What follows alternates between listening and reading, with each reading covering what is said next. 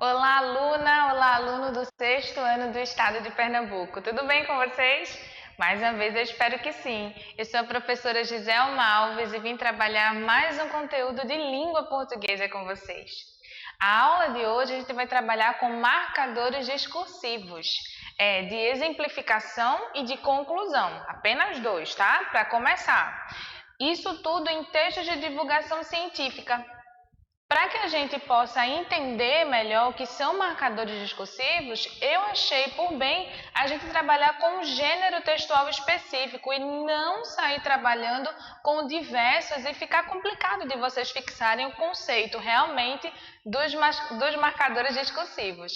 Então, vamos se preocupar com os objetivos da nossa aula de hoje, já que eu falei para vocês que essa aula é introdutória.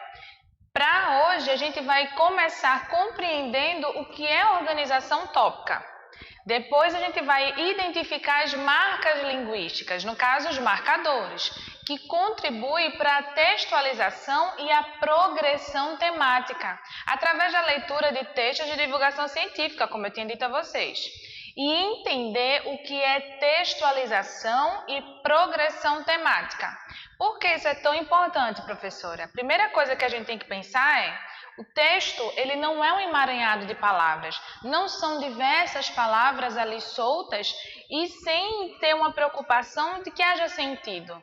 A gente sabe que para que o texto seja considerado, a gente precisa ter uma sequência lógica.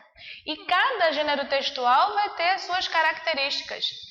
O texto que a gente vai trabalhar hoje, no caso gênero, que é a divulgação científica, veremos quais são as suas principais características e sempre que para que haja uma lógica, para que seja considerado texto, a gente precisa que as palavras sejam colocadas de maneiras inteligíveis.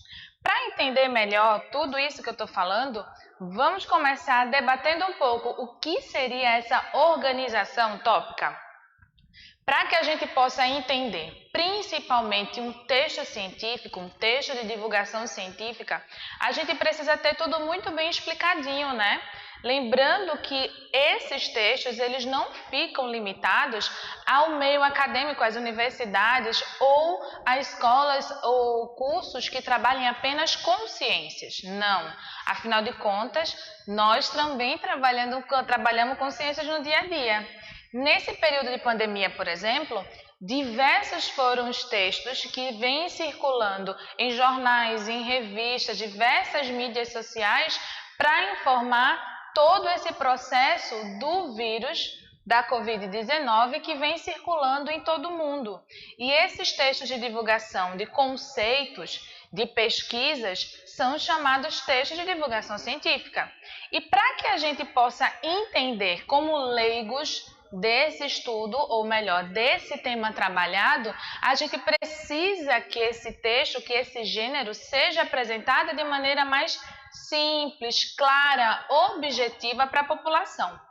E para que isso aconteça, a gente trabalha com a organização tópica. Olha o que foi que eu coloquei para vocês aqui no slide. A organização temática ou tópica do texto significa pegar um texto e dividir por tópicos. Nesse sentido, o objetivo dessa ação é dinamizar a aprendizagem, bem como deixar o material mais resumido para quem for ter acesso posterior ao documento. Então, como vocês já perceberam, esse tipo de organização, a organização tópica ou temática, ela não vai se limitar aos gêneros textuais de divulgação científica, mas todas as vezes que a gente for produzir um texto, é aconselhado que a gente siga essa organização, porque a gente não fica indo e voltando para o mesmo assunto. A gente vai trabalhar com um tema específico e dentro desse tema ele vai ser dividido em tópicos ou subtópicos. E por que a gente faz isso? Para que a gente tenha a oportunidade de falar das principais informações que esse tema nos traz de uma forma dinâmica e de fácil compreensão para quem for ler posteriormente, para não correr o risco de ficar um texto chato, massivo, que vai e volta para o mesmo assunto.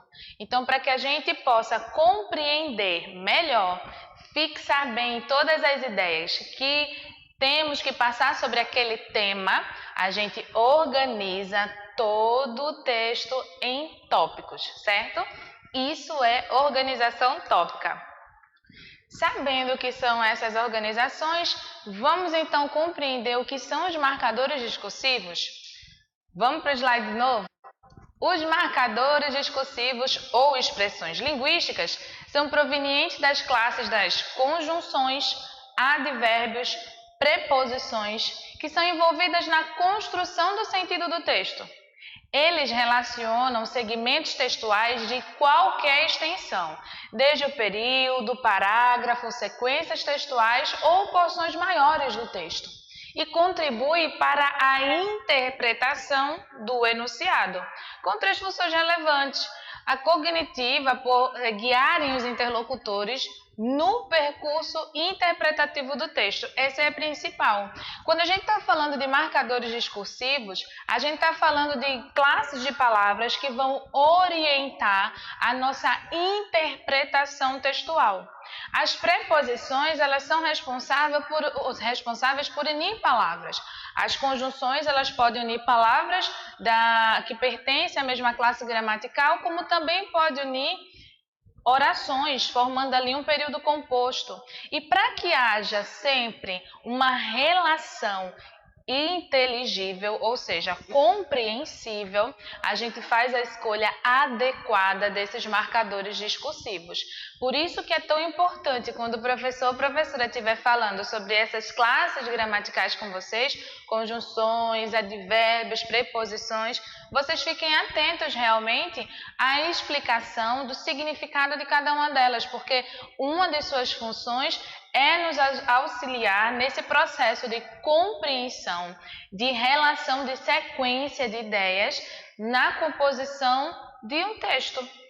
Para que o texto tenha uma lógica de sequência, qual conjunção eu vou utilizar quando eu quero unir duas orações que passem uma ideia adversativa? Aí a gente já tem as conjunções pré-estabelecidas, né? Mas, porém, contudo, todavia, enfim. Todas as vezes que a gente estiver querendo escrever bem um texto, e isso independe de ser um texto de divulgação científica, tá? Todo texto que você for produzir, desde um comentário numa rede social até um texto que vai ser produzido em sala dentro das aulas de vocês de história, de geografia, de língua portuguesa.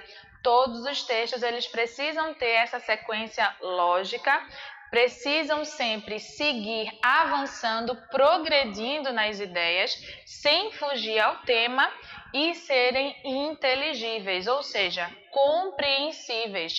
Porque às vezes a gente vai escrevendo, falando e tudo faz lógica, faz realmente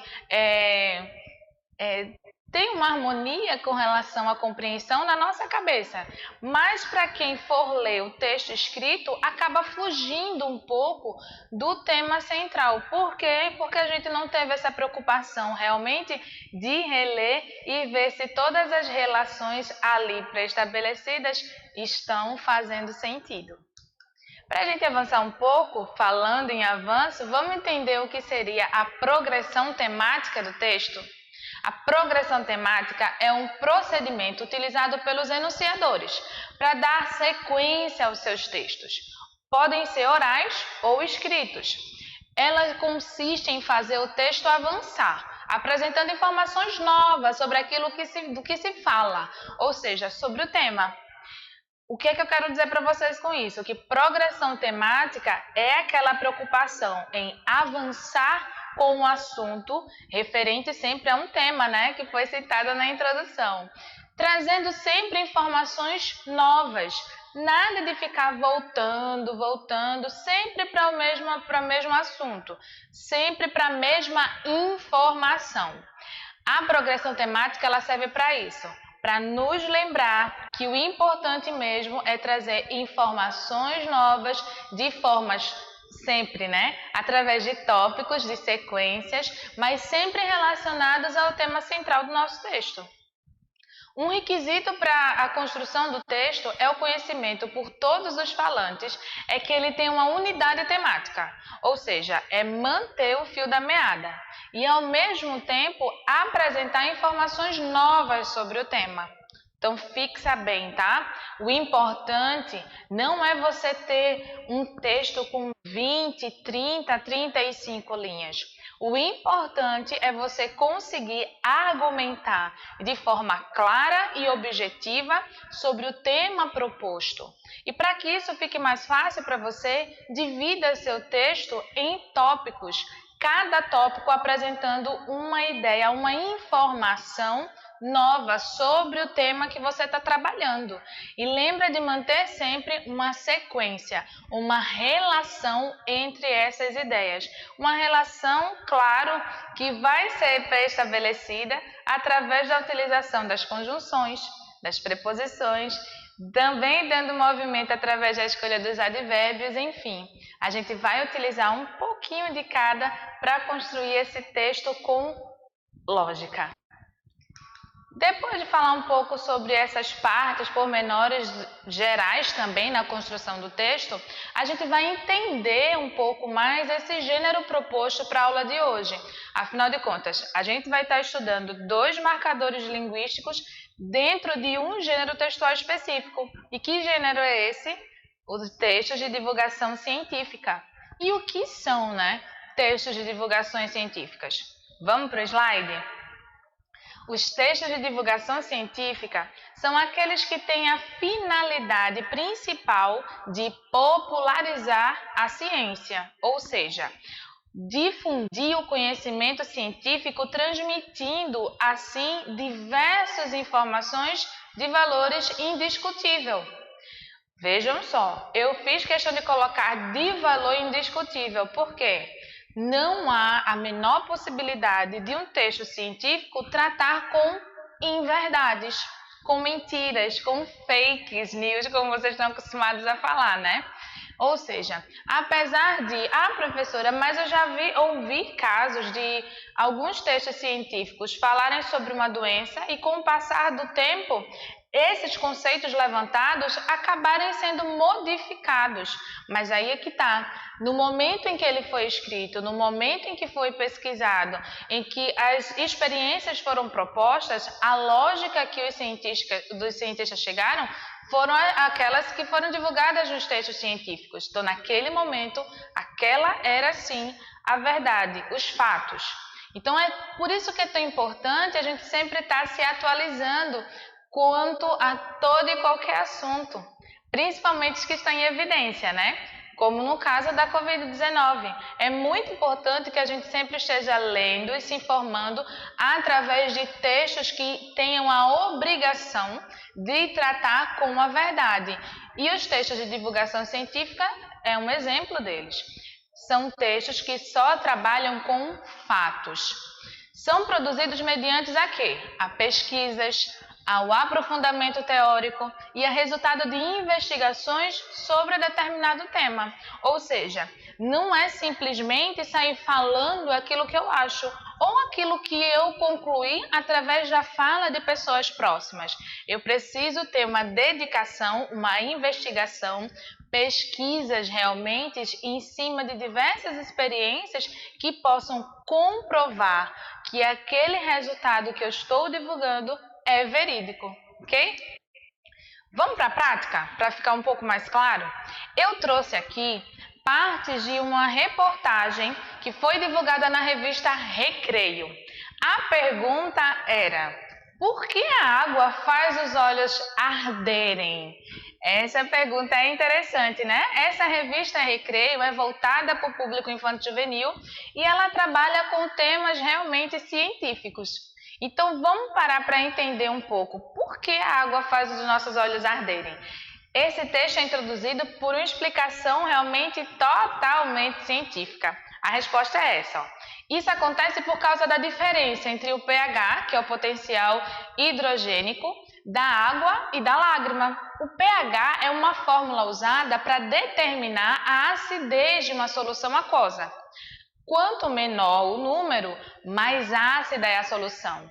A água é formada por substâncias como o cloro, que detém a diminuição do pH.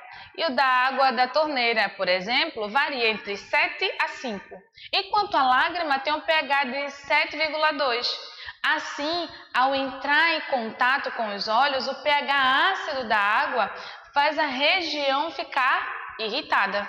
Além disso, a lágrima é formada de nutrientes que mantêm os olhos saudáveis e a água em excesso quebra esse equilíbrio, fazendo os olhos arderem. Então, quando os olhos ardem, a gente lacrimeja e a lágrima é responsável por equilibrar novamente o pH dos nossos olhos. Então, é por isso que ardem. É um mecanismo que os nossos olhos acabam adquirindo, né? Mas vamos entender melhor, vamos analisar agora o texto científico que eu apresentei para vocês. Quais as características de um texto científico? Lembra que eu falei isso agora para vocês? A principal característica do texto científico é divulgar temas científicos para toda a população de uma forma clara, objetiva. O intuito vai ser divulgar conhecimentos científicos para toda a população. É disseminar, é levar para todo mundo o conhecimento. Essa é a principal característica e intuito do texto científico. E esses textos, eu vou fazer outra pergunta, né? E esses textos fazem parte do nosso dia a dia? Obviamente que sim. Desde um panfleto, de um cartaz informativo, até essas reportagens divulgadas em meios de comunicação específicos dessa área relacionada às ciências. Todos esses lugares vão sim encontrar textos de divulgação científica. E em que suporte podemos encontrar esses textos? Acabei de explicar, né? A gente pode ter através de cartazes informativos, através de jornais, através de revista, através de artigos científicos que são publicados, inclusive em sites especializados. E alguém lembra de alguma revista que traga esse gênero textual? Eu citei uma, a revista Recreio, podem até pesquisar, eu super indico. Mas tirando ela, tem mais algum? E aí, vocês já pararam para fazer esse tipo de pesquisa? Vamos parar para estudar um pouco mais, né? Por falar em estudar um pouco mais, eu trouxe mais 2 trechos dessa reportagem da revista Recreio. E eu trouxe para que a gente pudesse analisar na prática os marcadores que eu sugeri para vocês, esses marcadores linguísticos. Vejam só, nesse trechinho que eu recortei. A água é formada por substâncias como cloro, que tende a diminuir o pH da água da torneira. Por exemplo, varia de 7 a 5, enquanto a lágrima tem pH de 7,2. Assim, ao entrar em contato com os olhos, o pH ácido da água faz a região ficar irritada. Vejam só, eu deixei aí marcado para vocês em destaque 2 termos, por exemplo, e assim. Nesse caso, algumas palavras são diretamente ligadas à construção do sentido do texto, né? Dando ideias de contraste, de explicação, de consequência, de exemplificação, conclusão e entre tantas outras.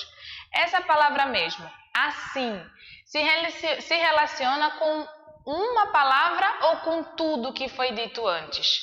Dentro desse exemplo que eu trouxe para vocês, assim, se relaciona entre apenas 2 termos ou um termo e todo o enunciado que foi citado anteriormente. Vou fazer outra pergunta. Vocês acham que essa palavra assim, esse texto aciona, ou melhor, opõe ou conclui uma ideia? Assim, expressaria o quê? Uma ideia de oposição ou de conclusão? Por exemplo, que é o segundo termo aí que eu deixei grifado para vocês. A expressão, por exemplo, vai se relacionar com uma palavra ou com tudo que foi dito antes? E qual é a função do por exemplo no texto? Para ficar mais claro, o assim, ele vai estar relacionando todo o enunciado citado anteriormente a ele e a palavra que vem posteriormente a ele. Por exemplo, também. O assim, ele traz a ideia de conclusão. E o por exemplo vai trazer uma explicação para a gente. A palavra sim e a expressão por exemplo são dois marcadores, marcadores de conclusão e de explicação, respectivamente, né? E será que outra palavra ou expressão se encaixaria nesses locais do texto? Exemplo de outros marcadores que a gente pode trazer, né? Marcadores de conclusão. Eu poderia substituir o assim por então, portanto, logo, concluindo, para concluir, daí, desse modo, entre tantos outros. E de exemplificação, professora? A gente pode colocar para ilustrar, documentando, exemplificando, tais como. São diversas as palavras que a gente pode utilizar para transmitir a mesma ideia, a mesma lógica de conclusão e de exemplificação. Isso eu trouxe para vocês para que ficasse mais claro como essas palavras vão se comportar como marcadores linguísticos. Qual vai ser a ideia que ela traz para a gente? Lembrando sempre que o intuito dos marcadores linguísticos é manter essa sequência lógica dentro do texto. Por isso que é tão importante. Quando você tiver nos parágrafos de desenvolvimento do seu texto, se preocupe em utilizar marcadores de exemplo, de exemplificação. E quando tu estiver na conclusão do teu texto, lembra de usar marcadores que passem a ideia de conclusão, para que fique claro para o leitor a sequência temática, tópica do teu texto, fique clara a tua linguagem, fique clara a tua ideia que tu queres transmitir, sem perder sempre a inteligibilidade dos teus textos. Ok, gente? Eu espero que vocês tenham compreendido um pouco sobre esses assuntos relacionados aos marcadores linguísticos dentro desse gênero textual que eu apresentei para vocês hoje.